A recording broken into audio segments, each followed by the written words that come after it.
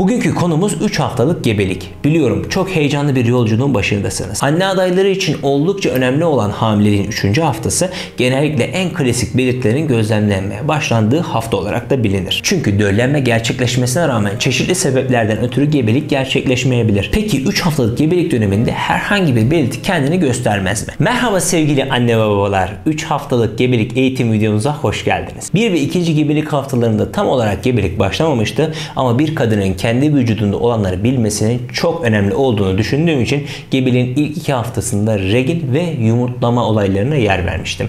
Ayrıca gebelikle alakalı detayları paylaşmıştım. O videoları izlemediyseniz açıklama kısmındaki linklerden de ulaşabilirsiniz o videolara. Bugünkü konumuz 3 haftalık gebelik. Biliyorum çok heyecanlı bir yolculuğun başındasınız. Gebelik özellikle kadınlar için hayatlarının en önemli dönemlerinden biri. Aynı zamanda babalar için de. Hamileliğin en kritik dönemleri içerisinde yer alan 3 haftalık gebelik henüz erken bir dönemmiş gibi görülse de aslında gebelik için son derece belirleyici bir aşamadır. Gebelik boyunca vücudunuzda birbirinden farklı değişimler gerçekleşir ve öte yandan kafanızda çeşitli soru işaretleri bulunur. Anne adayları için oldukça önemli olan hamileliğin 3. haftası genellikle en klasik belirtilerin gözlemlenmeye başlandığı hafta olarak da bilinir. Kaba bir tabirle gebelikte 3. hafta sperm ve yumurtanın döllenerek embriyo oluşumu gerçekleştirdiği bir hafta. Zaten olanlar bundan sonra oluyor. Döllenmeyi takip eden günlerde biraz sonra detayları vereceğim durumları yaşamaya, belirtileri deneyimlemeye başlıyorsunuz. Farkındayım. Aklınız çok karışık.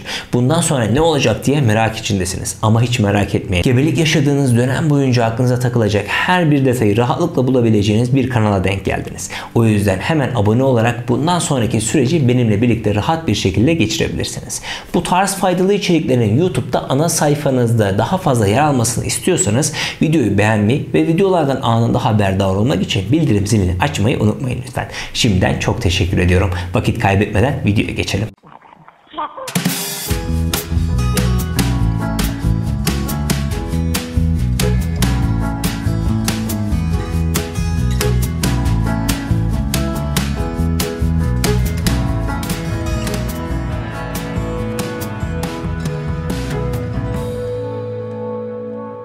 Yaşamın başlangıcı döllenmedir. O yüzden döllenme gebelikten önce gelir. Çünkü döllenme gerçekleşmesine rağmen çeşitli sebeplerden ötürü gebelik gerçekleşmeyebilir. Yalancı gebelik, boş gebelik, dış gebelik veya kimyasal gebelik türleri yaşayabilirsiniz. Ve gebelik sandığınız durum erken sonuçlanabilir. Bu gebelik türleriyle alakalı eğitim videolarımıza açıklama kısmındaki linklerden ulaşabilirsiniz. Döllenme adet döngünüzün ortalama 14. günde yaşanan yumurtlamadan sonra kadın üreme hücresi yumurta ile erkek üreme hücresi spermin birleşmesidir. Tabii bu süreç zorlu bir maratonun sonucudur. Yumurtaya doğru olan seyahatte milyonlarca spermden sadece ortalama 400 tane yumurtaya ulaşmayı başaracak ve bunlardan sadece bir tanesi yumurtanın kalın dış kabuğunu geçebilecek ve bu geçiş ortalama 20 dakika sürecek. Sperm yumurta hücresine girdikten sonra ortalama 10 ila 30 saatte sperm çekirdeği ile yumurta çekirdeği taşıdıkları genetik materyalleri birleştirerek kaynaşacaklar. Spermin yumurtanın kabuğuna ulaşmasıyla döllenmenin başladığını öğrendik. Peki ya sonrası? Sperm ve yumurtadan gelen 23 tane 2 ayrı kromozom takım birleşir ve yeni bir insanın 46 tane yani 23 çift tam kromozom takımını oluşturur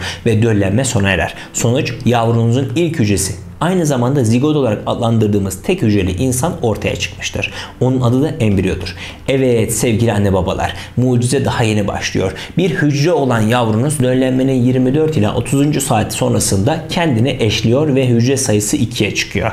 İlk bölünmeden sonra hücreler sürekli ve hızlı bir şekilde birbirlerini eşleyerek büyümeye devam ediyorlar. Büyümek falan diyorum ama aklınızda öyle büyük şeyler canlanmasın. Söylediğim boyutlar daha bir iğne ucu kadar bile yer kaplamıyor. Mitoz bölünme ile hücrelerin sayısı 2, 4, 8, 16, 32 hücre olarak 2'ye katlaya devam ediyor.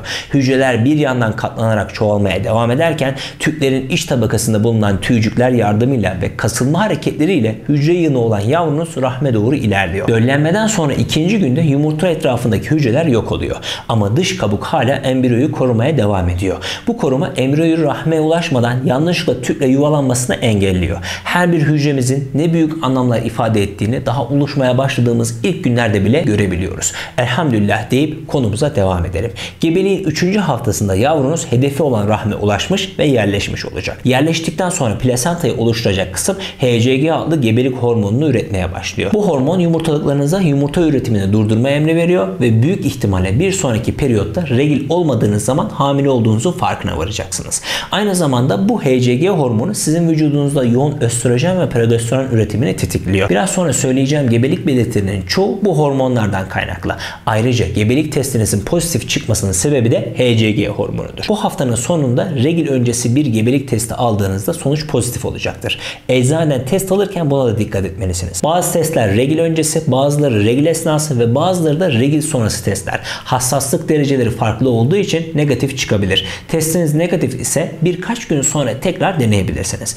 3 haftalık gebelik döneminde gebeliğini fark edenlerin sayısı çok azdır. Hatta bazılarınız adet kanamam erken başladı diye bir hisse kapılabilir. Çünkü yavrunuz rahme yerleşirken yerleşme kanaması ortaya çıkıyor.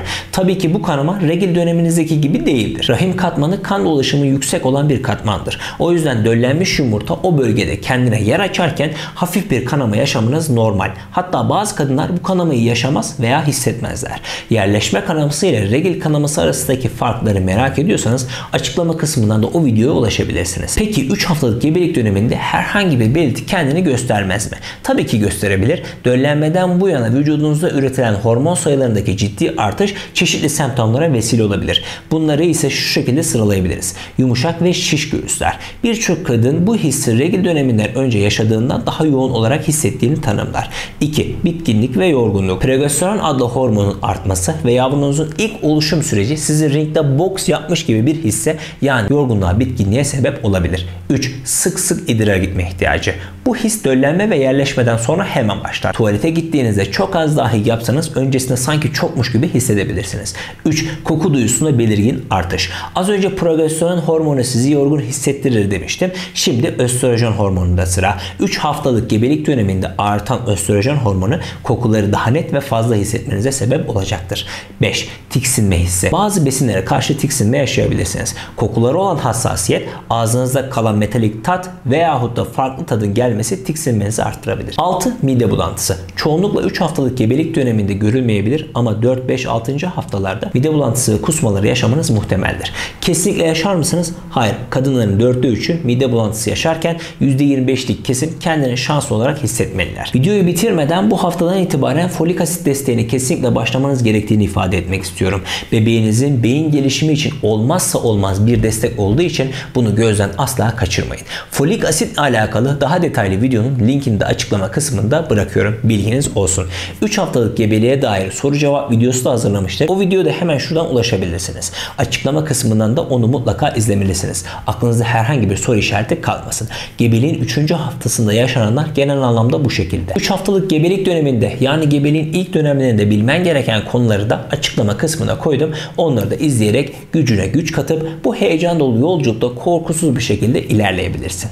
Hafta gebelik videolarını beğendiyseniz katıl üyesi olarak destek olmaya ne dersiniz? Açıklamaları bıraktığım linkten destek sağlayabilirsiniz. Şimdiden çok teşekkür ediyorum. 4 haftalık gebelik döneminde görüşünceye dek sevgiyle kalın. Ne demişler? Her iş nasibine, her nasip ise vaktin esridir. Zaten vakit geldiğinde bu videolar senin karşına çıkacaktır.